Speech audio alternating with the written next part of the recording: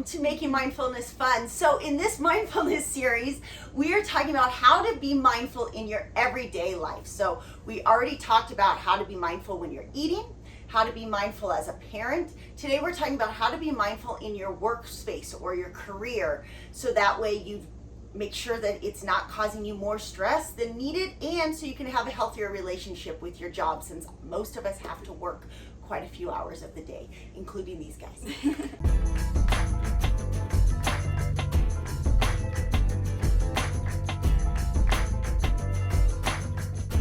So if this is your first time to our channel, please be sure to smash the like button on this so more people see it, and be sure to subscribe to our channel because we put out videos every single day.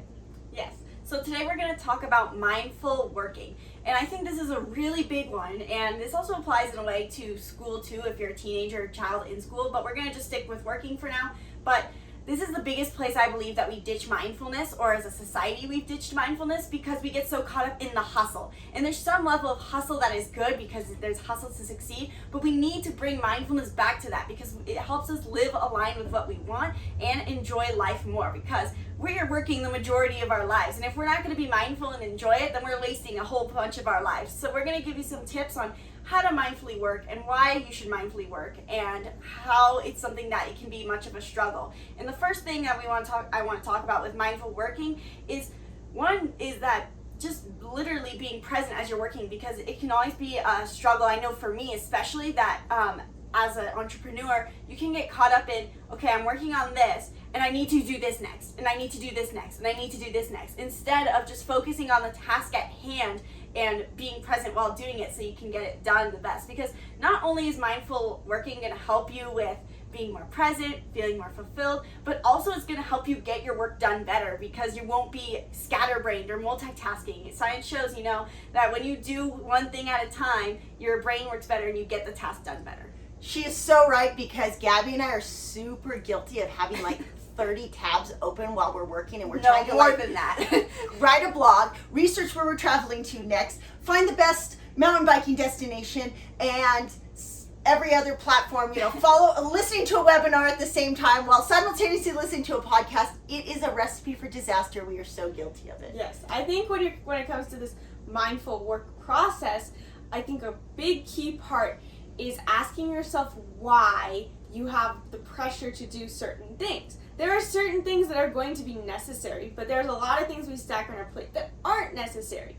And I think the task you can do for this is to actually sit and meditate on what your goal is a year from now and 5 years from now. Because a lot of times we're doing things without any aim at what we're really striving for, especially if we're in a corporate environment, don't you think? Mm-hmm. And so we have to think, what really needs to be done, and what do I really want to experience in my life?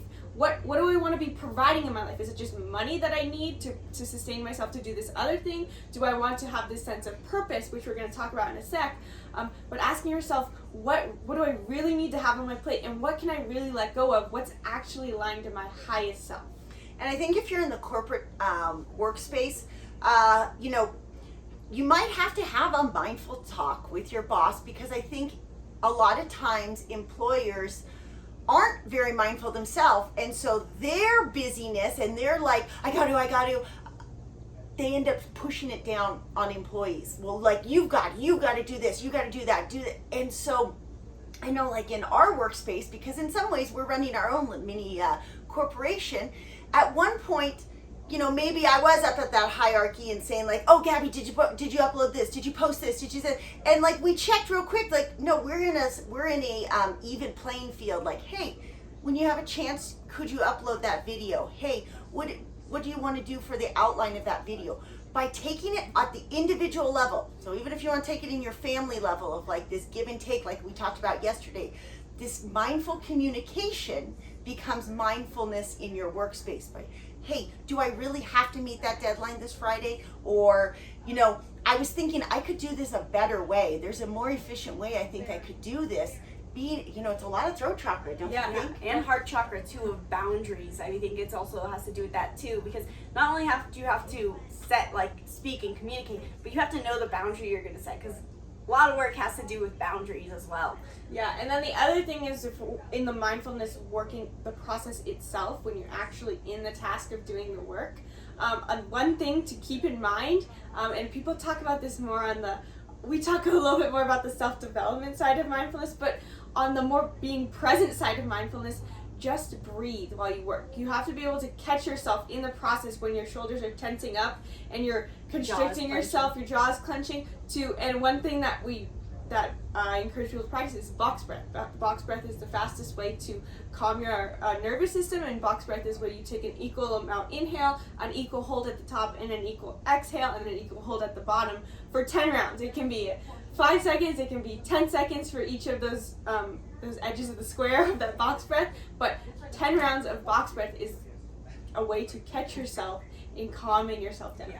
I actually want to add to that as well, because I think this is really intriguing, and you don't really have to apply this. I just think it's interesting that a lot of people who talk about more spirituality or manifestation side of mindfulness, especially, they talk about how important it is, like Gabby said, to be calm while you work. Because in the manifesting realm, if you're stressed while you're working or saying, I have to, living in the future, you are setting the manifestation or the subconscious program that I have to be stressed to be successful, or I have to be tense to be successful, or I have to work and be stressed. And that's setting you up to always be work and be stressed. Whereas if you calm your nervous system by breathing and have a calm body and using your sympathetic nervous system, parasympathetic, the calm one, you're setting yourself up to manifest that I can be calm while I work. I can be calm and successful. And that's a huge part. If you believe in manifestation, you'll think that's really cool. We'll do a total separate video on that, because I could go deep on that one. The last one for mindfulness in the workplace is, we talk a lot about Enneagram, and yes, you should have a job that kind of aligns with that, but that's kind of too broad, because that's your core desire, and a lot of different jobs can apply to different core desires. But the Myers-Briggs typing indicator, or even the Big Five, is how a lot of people hire based off of, is noticing, make sure you do those tests and make sure you have a job that aligns with that. Like I always say, how I am not employable. Like my cognitive functions make me the fastest person to I guess unless I was going to work my way up the corporate ladder, but I would have had to start a long time ago. My cognitive functions are just too assertive. I have too much assertiveness there. It wouldn't work for me to be a cog in a company. But I can use that commander-esque cognitive functions to bring together and build my own company. And I notice that even for how we do so well with our businesses is we use each person's cognitive function in their best strength. Mm-hmm. She's very SE dominant, and she's NI dominant, and I'm more TE dominant, and we take these and bring them together. So eventually we'll bring in a whole series of cognitive functions. Do we have that in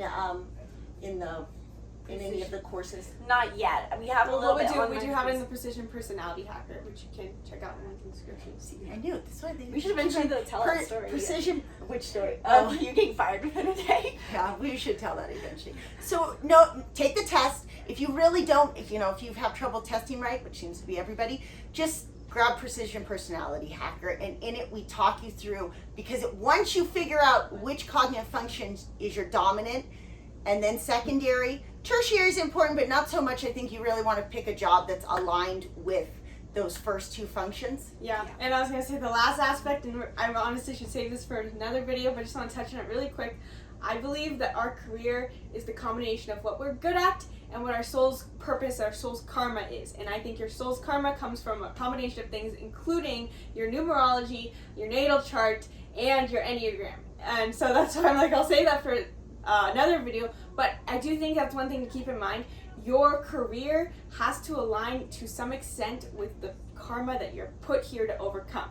And that is a mindfulness process that will take a lot of awareness to bring mind to, but it would be worth sitting and meditating, contemplating, what is the recurring obstacle that comes up in my life over and over? What could this possibly mean for me?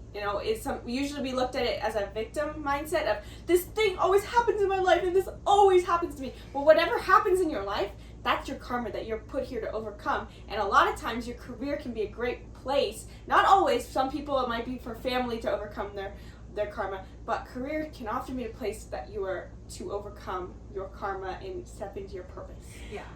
So I do want to. one more. Go ahead. No, you go first. I was going to give them the task. So. Okay, you after the task. Okay, so one thing though I thought when she was saying it is that Enneagram though, let's just say you take the test and you realize like, oh yeah, I'm in the wrong job. Robin, I'm unemployable too, and yet I'm in this job that I'm actually employed in, but it's just causing me so much stress. Or maybe you're on the other end of the spectrum and you really are good at doing tasks, but you're in this job where you have to completely lead and you're like, oh, I'm just so stressed leading. Whatever it is, if you find that, this is my cognitive functions and I'm not in the right spot, this is where Enneagram does come in.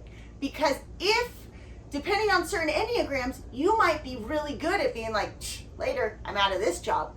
But some Enneagrams are going to take a lot more support systems to help you break free of that job that is not serving you. And as your empowerment coach, I'm sitting here to tell you, I'm here for you, I can help you with that, but you deserve it. There are so many different ways to make a living. There are so many different resources out there. It might seem like this is the only job I will ever have. Oh my goodness, my safety and security is going to be gone if I change careers, but I had to throw that in to be like, yes, I'm empowering you. You can change careers. If you need to change careers, do it. You deserve it.